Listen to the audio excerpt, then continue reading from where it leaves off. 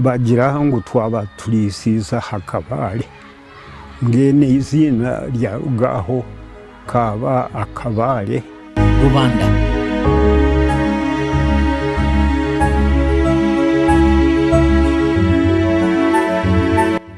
Before churches crowned these hills, before cathedral bells echoed across the valleys, before priests, sisters, and catechists spread the gospel, Kigezi was already a land of remarkable beauty.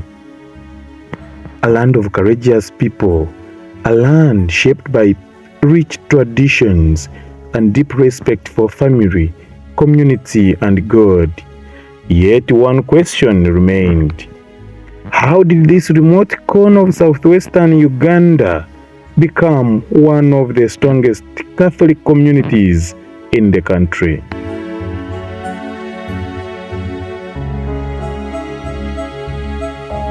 Long before Christianity reached Kigezi, the Bachiga and the Batwa peoples had developed their own social systems, customs, and religious beliefs. Life revolved around family, clan, and respect for elders.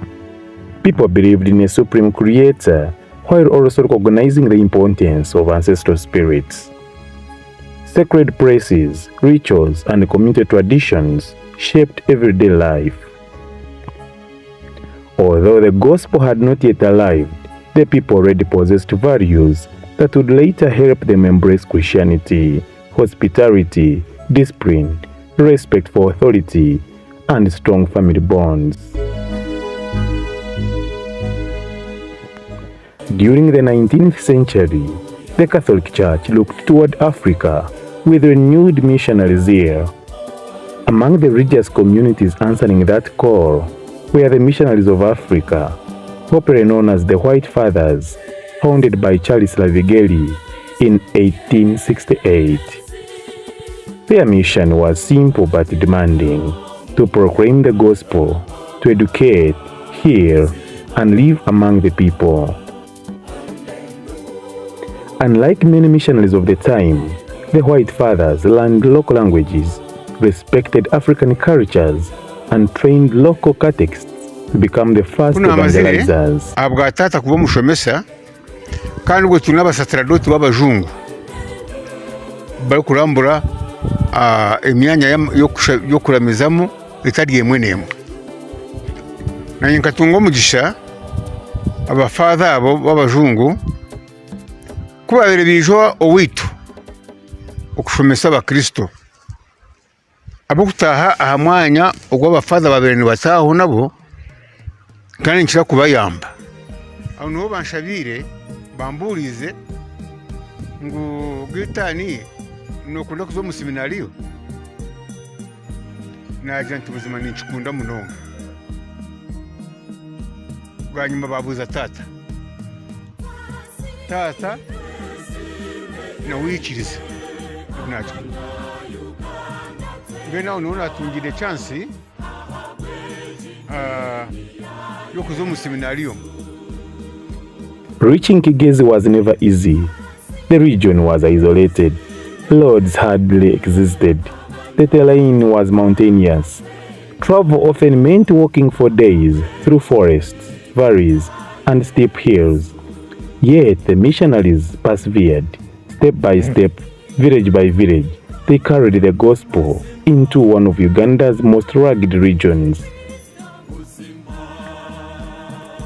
One place would become the heart of Catholicism in Kigezi, Lusholoza. Its central location made it ideal for missionary work. With the support of local communities and visionary leaders, land was secured for a permanent Catholic mission. From this hill, schools were opened, health services began, catechists were trained, future priests received formation.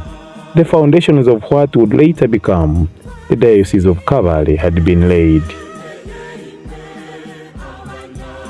Missionaries alone could never have transformed Kigezi. The story also belongs to courageous local Christians.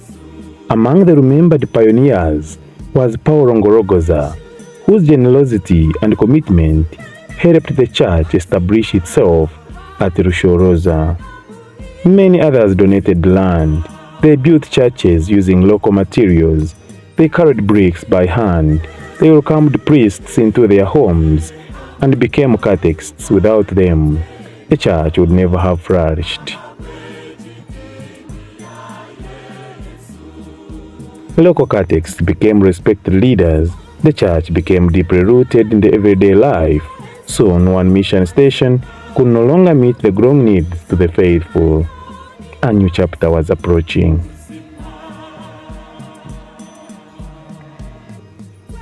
For many years, Kigezi formed part of larger Catholic jurisdictions, eventually becoming part of the Diocese of Mbarara after the reorganization of the former Apostolic Vicariate of Rwenzori. As the Catholic population continued to grow, it became increasingly clear that Kigezi needed its own bishop, its own diocesan administration, its own pastoral leadership, and the dream of a diocese was becoming a reality. The seeds planted by missionaries, watered by catechists, protected by families, and strengthened by countless faithful believers had grown into a flourishing church. On 17th April 1966, history would change forever. The Diocese of Kabale would be born. But how exactly did this happen? Who made the decision? Who became the first shepherd of the new diocese? Those answers await us in episode 2, the birth of the diocese and how Kabale became a diocese in 1966. I am Davis Omugisha.